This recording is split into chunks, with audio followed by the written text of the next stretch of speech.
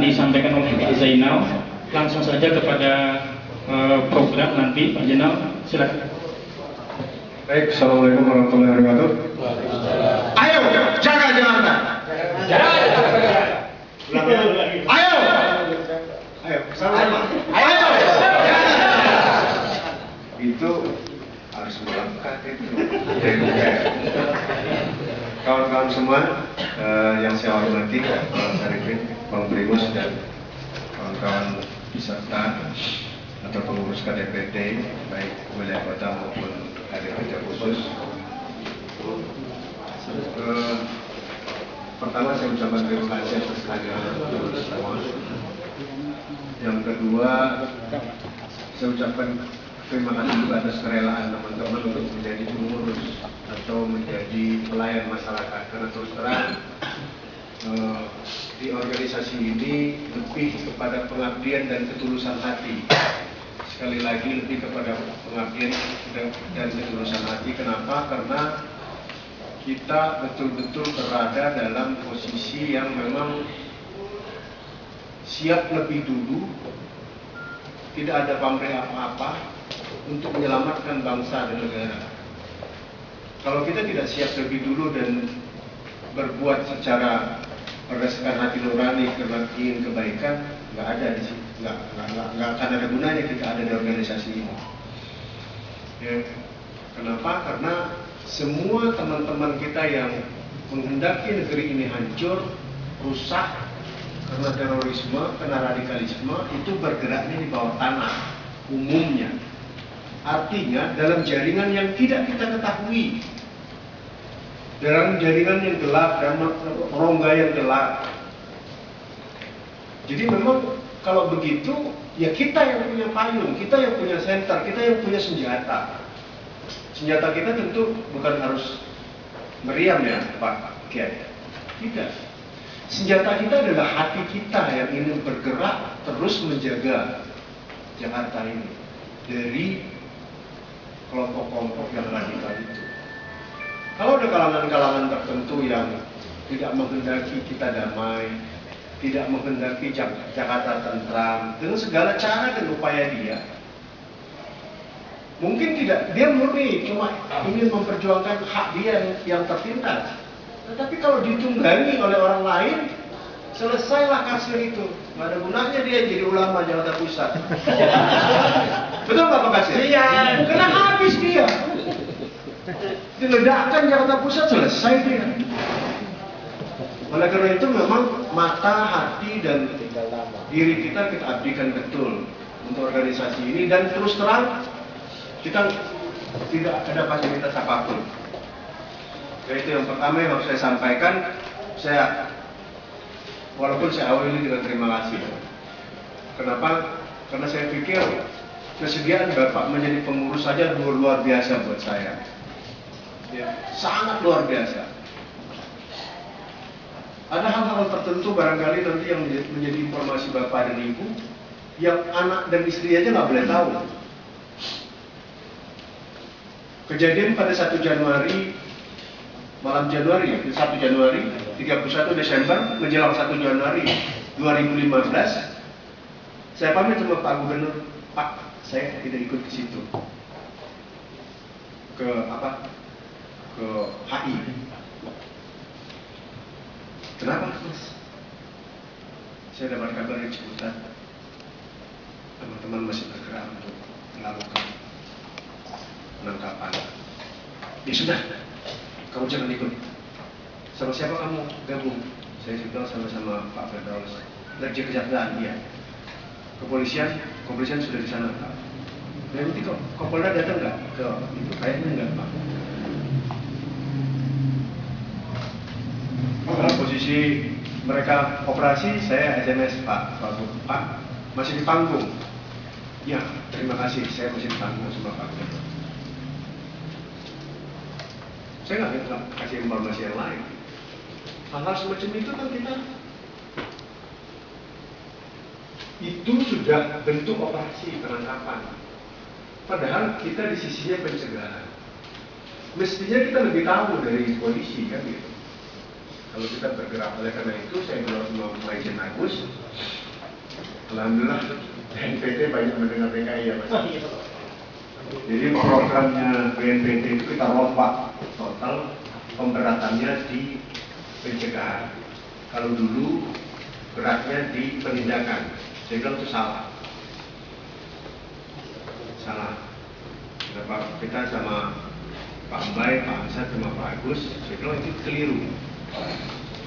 Menyelamatkan orang itu kan sebelum dia sakit, ya Pak Tisna ya. Kalau dia ada sakit, dokter yang bertindak. Tapi bagaimana menyelamatkan orang agar dia tidak sakit, itu lebih baik. Dan alhamdulillah didengar. Oleh karena itu, program-program BNPT pun berubah lebih erat kepada pencegahan. Kemudian penindakan pun kita juga minta dirubah. Jangan dikira saya sama teman-teman FKPT itu nurut aja sama BNPT, nggak ada itu. Yang istilah walkout di forum itu saya lakukan itu, di Medan kita walkout itu. Kenapa? Karena materi-materi tertentu menurut kami nggak pas gitu. Yang hasil penelitian yang dilakukan oleh kawan-kawan kita tolak, nggak bisa. Gitu. Akhirnya di Medan kita disetujui DKI membentuk sistem penelitian sendiri. Personilnya kita sendiri, kemudian metode dan segala macamnya sendiri. Tapi alhamdulillah kita tampil terbaik se-Indonesia. Iya, betul. Oleh karena itu, BNPT minta kita melakukan penelitian ulang terhadap satu hal, kemudian diminta membuat modul pencegahan. Modul pencegahan itu juga diterapkan untuk seluruh Indonesia. Itu modelnya DKI, alhamdulillah. Ya betul ya Mas ya, menjadi buku di BNPT. Itu yang kita kerjakan. Memang nggak ada apa-apanya, nggak seberapa Mas Hendro, tapi alhamdulillah kita mewarnai ya FKPT atau BNPT seluruh Indonesia. Ini Pak Kiai hadir di Jogja waktu itu, kami hadir di Medan. Bapak Ibu sekalian, ini terlalu ideal barangkali visi kita terwujudnya Provinsi DKI Jakarta bebas dari terorisme 2020. Kita tahu bahwa teroris ini memang dikenal sejak kapan sih? Ya, sejak dulu kalau terorisme. Tapi di Indonesia kita paham teroris itu sejak 98. Setelah 98 itu baru kita kenal terorisme, ada pengeboman tahun 2000 dan segala macam. Ya. Sebelum itu cuma kita kenal dua, EKI saja, betul ya? Ada yang tahu EKI? Orang Jepang kita tahu. Ekstrim kanan dan ekstrim kiri. Kemudian ada kelompok yang misalnya di Ambon itu, kemudian di Poso, kemudian GAM, kemudian di mana? Di Papua itu OPM, seperti itu. Itu tidak dikategorikan teroris karena mereka kelompok yang ekstrim kiri, ekstrim kanan, atau melawan radikal, apa? Separatis, lebih disebut separatis oleh negara, melawan kekuasaan suku negara. Kemudian gerakan mereka memang berbeda, ya, berbeda dengan teroris. Teroris ini dia paham dan punya paham sendiri dan ideologi sendiri. Dan jangan dikira kalau kita punya anak, kita didik bagus gitu, kita lulus tiap hari, nggak bisa jadi pengantin, jangan dikira.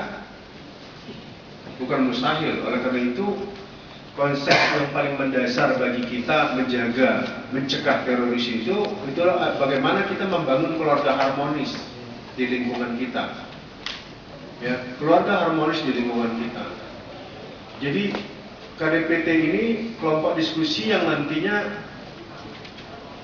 menyebarkan paham bagaimana agar kita harmonis. Kita nggak perlu bilang bahwa kita jangan ikut teroris, jangan itu, nggak usah kita ngomong itu. Nggak usah perlu bapak bawa jaket itu perkenal simbol-simbol, nggak usah, nanti malah berbahaya. Kenapa? Karena BNPT itu pakai simbol ini cuma di dalam kelompoknya. di BNPT atau di FKPT, tapi keluar kita nggak pakai identitas apapun. Dan kita seminimal mungkin buang yang namanya kita adalah pengurus pencegahan terorisme. Buang sejauh mungkin. Kenapa? Karena kita berharap kita tidak menjadi target dari orang lain. Kita punya target atau kita menjadi target. Takut akhir. Nah, Pak Kadir, Iya, sama dengan Tuhan. jadi selama Bapak ada dapat bepolotan gimana? Jadi nggak usah bilang bahwa saya ini pengurus, nggak usah. Telepon Pak Sakti. Hah? Telepon Sakti. Ya Sakti juga keraton Cirebon lumpuh juga. Kalau Sakti terus sampai sekarang ada keraton Cirebon yang masih berkuasa sama Belanda lumpuh juga kan gitu. Canda Pak. Jadi nggak usah kita bawa organisasi kita ke tengah masyarakat. Yang kita bawa adalah misi kita bagaimana agar masyarakat damai dan mau. Tidak anti Pancasila, karena anti Pancasila itu artinya anti negara Republik Indonesia kan gitu. Ya Pak. Itu yang pertama. Yang kedua, ini organisasi memang bentukan pemerintah. Diharapkan ke depan memang insya Allah katanya target dari BNPT 2016 maaf saya ralat 2016 itu sudah ada kanwil di wilayah di daerah. Jadi nanti ada nempel di pemerintah daerah itu organisasinya seperti misalnya sekarang itu ada BNPB bukan itu BNN. Nah, kayak gitu. Targetnya 2016. Kalau bisa tahun ini luar biasa. PK-nya tahun 2016 itu pun kalau terkejar. Kenapa? Karena undang-undangnya memang sudah masuk tetapi belum diperiksa diapain sama DPR.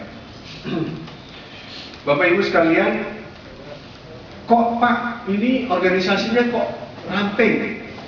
Ya, kalau obrolan kayak KMPI Pak Kasir, yang nggak kerja itu satu. Kemudian kalau dia gemuk nggak bisa lari. Kami diprediksi dari 2013 yang lalu cuma 8 orang. Tapi alhamdulillah lari terus Pak Kasir. Ramping kena ramping lari terus dia. Tapi kalau gemuk repot. Banyak yang mendatang Mas Hendro, jadi tak jalan. Baik, ramping tapi tetap mempertimbangkan aspek-aspek yang akan kita bina. Kemudian misi mewujudkan Jakarta yang bebas dari terorisme dengan pendekatan agama, pendidikan dan kearifan lokal. Misalnya kearifan lokal itu maksani teman-teman saya di Topeng Betawi yang mangkal di Situ Babakan itu siap. Mereka sudah berapa kali komunikasi sama saya, kami siap Pak. Kami sudah baca dari YouTube lihat film, lihat ini kita, kegiatan kita, Pak, apa yang kamu bisa perbuat, Pak Mansani? Di selatan itu udah enak tuh. Kami akan bawakan kalau bisa dia bilang kami akan bawakan menjadi lawakan mereka di acara-acara pernikahan katanya. Kemudian kalau kami diundang, kalau kami manggung, kami akan bawakan itu Pak. Kasih kami keluh-keluhnya dan segala macamnya. Itu tugas teman-teman dari selatan itu. Mereka siap mau melakukan itu. Jadi nanti mereka celetuk gitu apa segala macam tuh, ya jargon-jargon segala macamnya itu bagus itu. Mereka udah oke itu. Teleponnya ada nama saya sih, saya pikir Mas Ali lebih cepat, lebih lincah. Iya. Tepuk tangan dong. Tergantung gurunya dulu. Pendidikan sudah kita masuk memang. Dan tahun ini barangkali ya Mas Agus kita akan lebih dalemin pendidikan. Artinya nanti kita bagi saja daerah operasinya. Kalau teman-teman di wilayah misalnya SD SMP, kami masuk ke SMA dan perguruan tinggi, itu aja caranya. Ya, jadi kita masuk ke dunia pendidikan itu nggak apa-apa sebelum Primo sama aja. Ya, sana punya Pak Primo sendiri udah, tenang aja udah. Tambah aja tambah. Nah, yang benar tambah. Nah, jadi kenapa? Karena tidak mustahil mereka itu sudah mendidik orang itu dari SMP, bukan mustahil. Karena mereka mencari calon pengantin itu Pak Tisna ya, itu dari lama mereka intip gitu, betul ya? Iya. Jadi jangan-jangan anak kita yang diintip oleh mereka, bukan mustahil. Oleh karena itu konsep kependidikan ini memang perlu untuk menangkal itu. Karena alhamdulillah orang yang pernah didoktrin saja sudah bisa masuk keluar dari itu. Kemudian pendekatan agama, oleh karena itu di kelompok itu ada kelompok yang membidangi agama. Ya. Jadi kita berharap agar kelompok-kelompok itu dimaksimalkan. Kemudian jangan tunggu ketua untuk bergerak. Jangan tunggu ketua untuk bergerak. Kenapa? Karena sekali lagi ini dari kita. Misalnya Jakarta Pusat ingin hal tertentu, misalnya ini kok teman-teman di daerah pemukiman kumuh daerah sini ini susah nih narkobanya diberantas, jangan-jangan ini sumber keributan, kalau mau demo kesannya dari situ. Iya benar ya Mas Hendro ya? Ya dulu. Sekarang nggak lagi ya. Lanjut jual baru. Nah, masih lanjut ya. Kemudian macam-macam. Jadi dari situ yaitu kayaknya nggak pas nih. Nah si ketua bidang atau pengurus bidang atau apalah namanya sebutannya itu bergerak aja. Bagaimana carinya? Tapi orang banyak yang tidak suka mendengar kata-kata teroris. Orang banyak yang tidak suka mendengar kata-kata radikal. Oleh karena itu pandai-pandai kita caranya. Nanti kita diskusi bagaimana kalau menempuh ini kan. Jangan sampai keluar dari koridor yang kita tidak tahu lagi. Baik, saya lanjut saja, saya percepat aja. Nanti program ada disinkronkan saja sama tingkat provinsi, program bidang. Ya, yang mulai dari bidang agama itu.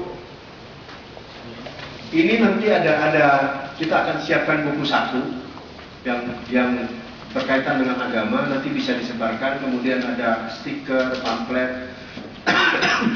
Kalau nanti ada mau diskusi di RT RW, mulai kecil-kecil aja, nggak usah saya nggak suka wah-wahan, karena memang wah-wah itu teror. Betul, wah-wah itu radikal, tapi waktu yang besar itu radikal ya. Radikal itu sebetulnya bagus. Tidak ada satupun orang mengatakan radikal itu tidak baik. Ya. Radikal itu bagus. Muhammad itu radikal. Ajarannya dari kegelapan menjadi terang. Ajarannya radikal. Tetapi cara penyampaiannya tidak radikal. Nabi Isa kita radikal. Ya. Pak Almer, radikal dia. Kalau enggak, Anda enggak anut. Iya. Orang Yahudi pada saat Nabi Isa lahir kayak apa? Luar biasa itu. Nggak ada diakui, apalagi Tuhan nggak ada itu sama mereka. Ya. Rubah-rubah terus hari bagusnya. Ya betul ya. Iya. Tapi berubah. Jadi radikal, tapi ismonya itu yang menghalalkan segala cara itu tidak boleh. Ya. Radikal boleh, radikalisme yang menghalalkan segala cara itu tidak boleh. Radikal dengan apa? Yang baik boleh. Ini penemu lampu ini siapa ya? Thomas? Itu radikal Pak, sangat radikal.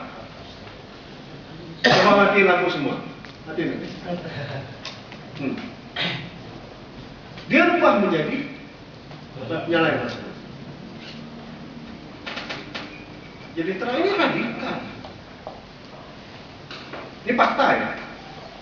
Ternyata radikal itu kita kehendaki, berguna untuk kita, tapi yang bermanfaat tidak konstruktif. Ya. Dia ini malah sejak kecil radikal ini penemu ini, betul ya? Dia belajar sendiri, diusir dari sekolah, benar? Ya.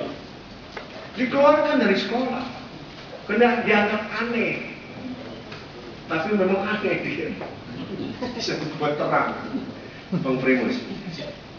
Kemudian bidang pemberdayaan ekonomi sosial budaya bisa saja nanti apa dibentuk apa, ya, kita harus begitulah. Jadi prakarsa yang tidak langsung terkait sama lu jangan jadi teroris, nggak begitu gitu. Ya. Mas Eno misalnya sukanya di dunia seni, musik ya, musik aja. Tapi dari musik kita tahu hati orang kan gitu. Kita tahu siapa dia. Kenapa? Karena saya bilang kecil-kecil aja, cash bank aja, yang besar, yang dibiayai negara, kemudian daerah, yang kemudian nggak bisa merubah Jakarta. Dari hijau menjadi putih nggak bisa. Departemen agama juga yang besar, yang hebat juga nggak bisa ya Mas.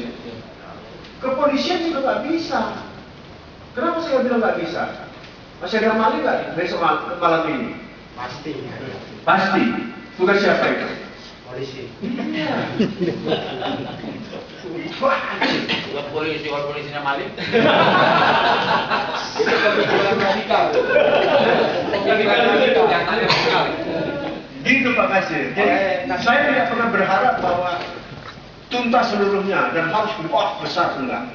Kecil-kecil aja. Kenapa? Karena falsafah hidup kita, falsafahnya Jaga Jakarta ini, falsafahnya FKPT, biarlah kita membesarkan kecamatan. Ya. Kan kecamatan itu kecil. Tapi dia bermanfaat. Itu aja. Nggak usah kita harus menjaga pohon rindang dari apa? Dari setan yang kutuk atau setan, nggak usah. Kemudian bidang pemberdayaan media massa, humas dan sosialisasi. Nanti semua mudah-mudahan selesai tahun ini ya, sebelum Mei lah ya, Mas Agus. Sebelum perhitungan anggaran selesai, kita disiapkan. Ya insya Allah ini berguna buat teman-teman. Kemudian bidang pemberdayaan pemuda dan perempuan, kemudian bidang kajian.